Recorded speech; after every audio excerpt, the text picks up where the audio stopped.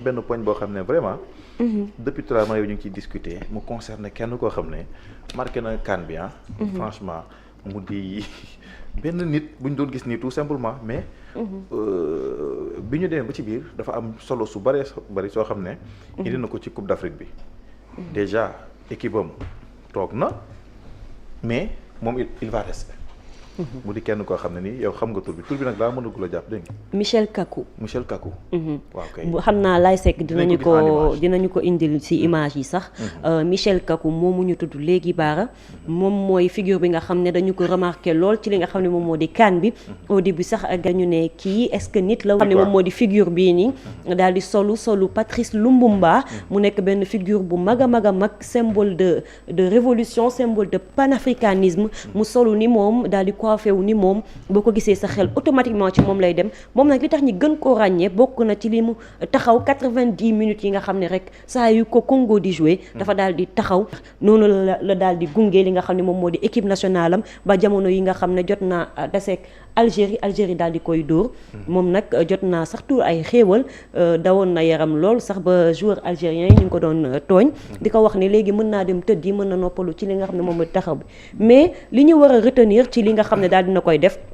ginnaaw patriotisme bi nga xam ne wane na ko ndax taxaw bi mu taxaw jàppale équipe nationale am ak taxaw figé wu benn place pendant 90 minutes symbole bi nga xam ne mi ngi koy représenté muy Patrice Lumumba nekkoon révolutionnaire bu mag ca Congo histoire Congo mënoo ko woon tudd te doo tudd Patrice Lumumba bi nga xamee ni moom fonctionnaire bu ndaw la woon jóge ci yoolu commencé dugg ci syndicalisme ba dugg ci politique ci Congo daal di nekk premier ministre nekkoon benn figure bu am importance jeunes yu bëri joxoon ko nopp foofu ca Congo en 1960 bi mu doonee premier ministre ci ginnaaw ay xeex yu métti baara ndax xam nga colonisation moom dara amuñu ko ci sedd ay bakkan yu bëri daal di rot ba mu fa taxawee nag mu taxawaayu population bi taxawaayu jàppale li nga xam moom moo di jeune congolais yi di xeex nag temps yooyu Congo belge la woon belge yi ñoo fa nekkoon roi belge bi moom moo ko doon sous sa tutelle la nekkoon ginnaaw loolu nag waaw mu nekk ay xeex yu métti yoo xam ne mën na ko waaye ñu daal di faat bakkanam ci anam yu ñaaw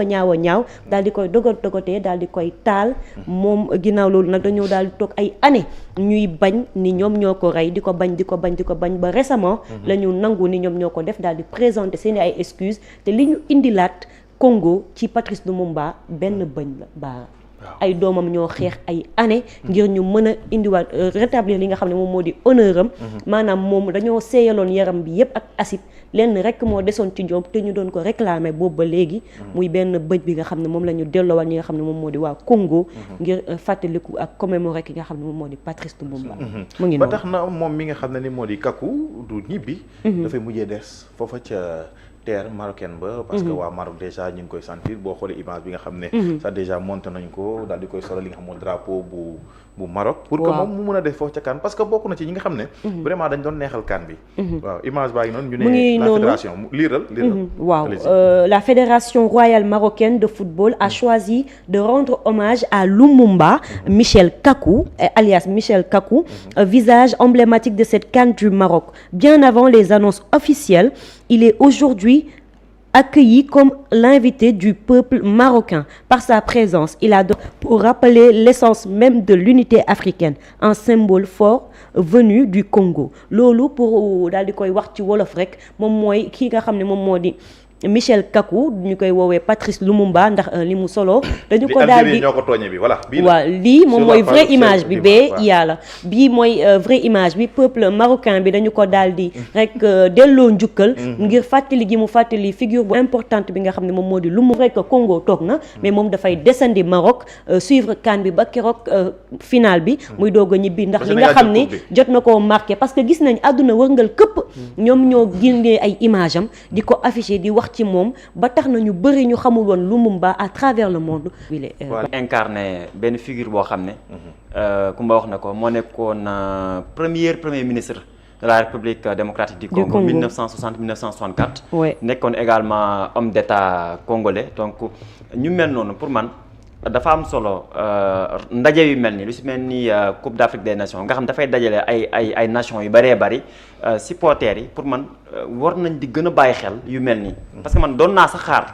suñu 12e gaynde également ñu daal di koy defal Cheikh Anta Diop l'historien scientifique parce que boo demee buntu Cheikh Anta Diop si buntu université Cheikh Anta Diop da nga gis ab statue boo xam ne Cheikh Anta Diop mu ngi fa pourtant yooyu ñu bëri bu ñu ko rombee sax ñenn ñi ay réel la leen di def waa kii taxaw ni moom taxawaay bi ñi def vidéo di ko ruubee man li ma gën a marqué moom si moom mooy son combat pour l'indépendance son combat pour l'impérialisme yii nga xam ne doo ko doon xeex ak système bi nga xam ne mu ngi woon si à l'époque tubaab bi doon ñu noot doon ñu jaay seen culture seen tradition alors que ñoom dañoo gëmoon ne l'Afrique avait ses propres civilisations pour man nit ñooñu à travers yi mel nii dafay baax ñu leen di daal di delloo njukkal te jàpp naa ne aussi ki nga xam ne moom moo nekk Michel Kaku loolu la def xoolee démbu sénégalais xam nga boo xoolee si diggante Sénégal ak Congo ñenn ñi dañu jàpp ab derby la même bi Sénégal di football démb Algérie majorité sénégalais yëpp Congo lañ faral parce que moom Michel Kaku mi da see joué rôle bu am solo c'est-à-dire indil ñu benn figure boo xam ne lam doon joué si li nga xam ne mooy l'indépendance te tey bu ñu amee indépendance tey su ma jëlee exemple Sénégal ñun 1960 dañu indépendance boo waxee Sénégal dañ naan discours Valdiodio Ndiaye dañ naan Mamadou Dia dañ naan telle personne pour man yooyu yu am solo lii nag dafay wane ne wax dëgg yàlla Afrique amaat na beneen conscience amaat na beneen tournure boo xam ne mu ngi ko am par exemple si li nga xam ne moom moo di si esprit ak si conscience am en tout cas du ñu def lu dul félicité ko jaajëfal ko ñoom également boo xoolee déception bi nga xam ne am nañ ko parce que boo xoolee man am na benn interview bi nga xam ne su ma juumul xaw ma benn chaîne française moo ko def ak ñoom xaw ma TV5 la xaw ma damaa ngi ko suivre ni rek muy expliquer bi ko gars yi laajee ne ko physiquement est-ce que le fait que ngay taxaw si tribune di yëkkati si sa loxo du am li nga xam ne mooy njeexital si sa wér-gu-yaram mais nee na c'est dur ne c'est vrai que wax na ne lu métti la mais da koy def pour encourager li nga xam ne moom moo di équipe am pour mën leen a gën a dolli li nga xam ne moom moo nekk yaakaar te loolu pour man lu am solo la en tout cas ab taxawaay pour man lii war na mën a gën a maanaam nekk innovation ci supporters yi oui parce que réewu Afrique yi réew boo dem ci Afrique am na ci ay figures yoo xam ne dañoo jouer ci li nga xam ne mooy indépendance ci seen réew dañoo jouer ci li nga xam ne moom moo di impérialisme xeex li nga xam ne moom mooy la domination coloniale sur les états faibles sur les états forts les états forts sur les états faibles pour man loolu am solo la et que en tout cas ñu ngi koy jaajëfal bu baax te bu ñu demee ba Maroc bi nga xam ne tey dem na ba delluwaat ko njukkal ne ko doo ñibbi malgré toog ngeen mais da ngay toog suñu réew parce que acte bi nga xam ne mu ngi ko doon amal pour man loolu am solo la donc ñu ngi koy féliciter bu baax a baax. En tout cas c'est un symbole fort venu du Congo balaa ma dem si moom ma bàyyi Malick gis nga yaa ngi seetaan CAN bi depuis lors. waaw le gars il est toujours comme ça. waaw bien parfois ça nous fait rire. waaw mais gis nga li mu mujjee jur. c'est un artiste rek. c'est à saluer ñu ngi naan Congo raté na kaanam mais Congo ratéwul kaanam. marqué na kaanam à vie. parce que kii nii day des ci analu football beeg. Afrique parce que lii la quoi en fait du certes football baax na et tout. mais il faut des figures comme ni ko Waly waxee. yoo xamante ne tey dañuy représenter seen dëkk. tey ñu ngi gis ay 12e gayndeeg yooyu man sax loolu message la bu may lancer bu ma sañoon supporters yëpp dañuy booloo nekk benn parce que bu ñu booloo nekk benn mun nañ fa créer leneen xoolal kii nii rek li mu def après da nga dalay lenn day jur yeneen artistes foofu seen dëkk ñu créer yeneen figure comprendre nga donc Congo rete na kaanam d'accord mais bàyyi na fa benn empreinte muy Michel Kaku a marqué marqué na ko quoi il va rester Simon gis nga li Waly jot expliqué Kumba pareil Malick artistiquement il a parlé de ci côté boobu noonu Waly a fait le rappel sur Lumumba comme Kumba ni mu ko defee yow nga nekk un artiste engagé qui fait beaucoup de recherche et aussi tam nga nekk nit ku fonk ñu mel noonu ñu mel ni ay Patrice Lumumba ak ñeneen Cheikh Anta comme ni ko Waly doon waxee donc naka nga mën a jàngatee li le gars incarné ci Coupe d'Afrique des Nations 2025 bi. waaw c'est quelque chose de magnifique ah am nga instant nii man maa ngi nekk di préparer benn album justement bu war a am benn texte sur Lumumba sur Mandela sur Nkrumah tous ces panafricanistes qui se sont battus te Patrice Lumumba dafa di ku spécial koo xam ne peuple am ci boppam moo ko doon rëbb di ko saaga naan ko on veut pas de toi naan ko amenez-le nous pour qu'on le découpe et qu'on le mange yaa ngi imaginer ay ati après ñi nga xam ne ñoo nekkoon ginnaaw ñooñu kenn jàppul seen tur xam nga tey les complices de la Belge à l'époque des Belges à l'époque on parlait de Moïse Tchombé on parlait de Joseph Désiré Kabila amuñu lii mais Patrice Lumumba mu ngi koy continuer am à travers album bi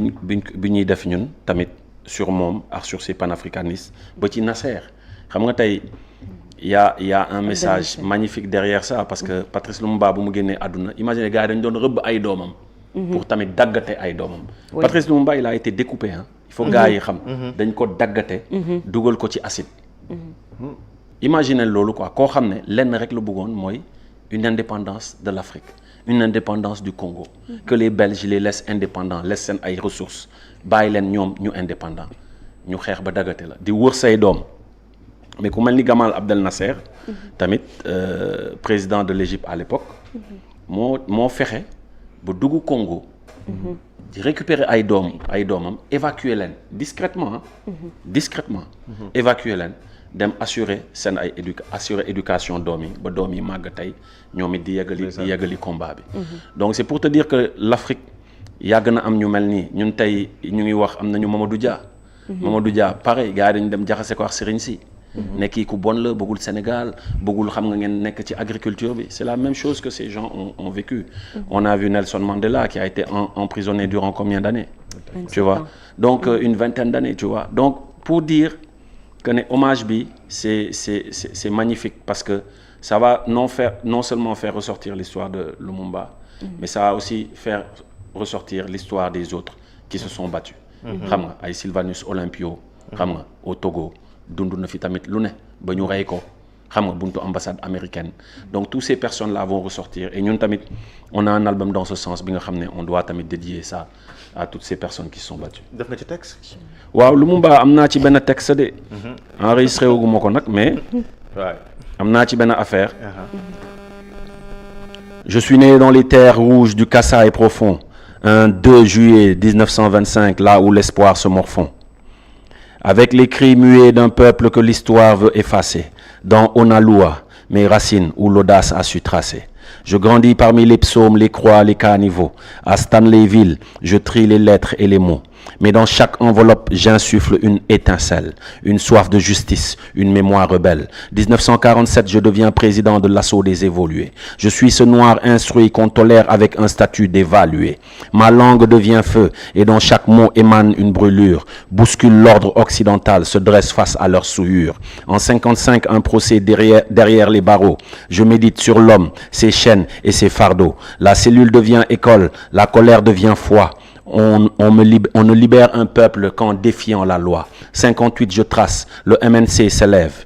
Un seul Congo uni, pas de tribu. En 59, Léopoldville s'embrase. Le sang coule dans la rue, la Belgique se rase. Le menton de son masque, mais le verre est dans l'arbre. L'indépendance approche, rugissante, palpable. Octobre, on m'emprisonne. Pour peur que je m'élance. Mais je deviens un phare, un fronton de l'espérance. Et Bruxelles doit céder. Janvier, je suis là, à la table des maîtres, crachant ma vérité froide. Donc voilà, après je peux continuer le texte, mais c'est assez long quoi. En tout cas, c'est fort. Dama doon retracer un peu lépp lu mu daj, ses emprisonnements, ses combats, Belgique nuñ ko rëbee, ba ñu ne sax FBI dugg na ci ay CIA dugg na ci, xam nga. Donc tellement que les gens tamit voulaient étouffer cette voix de l'Afrique qui voulait émerger. Et demander, briser ses chaînes, demander son indépendance. Et tu sais, bataille, nous koy dundu, mais nous koy dundu de façon très très masquée. Parce qu'avec ce néocolonialisme, c'est la même chose. Donc il nous faut ay Junni Lumumba, il nous faut ay Junni Nkrumah, il nous faut ay Junni Mamadou Dia pour continuer ce combat et que Afrique libre dëggantaan quoi. Et qu'on pare nañ pour am ay yeneen Lumumba. mooy li ma lay expliquer xam nga moom de son vivant gis nga lu mu daj tey moom la ñu bëri ñu daj tey am na yenn combat boo koy mëne on te taxe de tous les noms. man recherche yu may def xam nga temps yi moom kaña laa ci recherche quoi mais man recherche yu may def maa ngi découvrir ay mbir yoo xam ne am nañu ay héros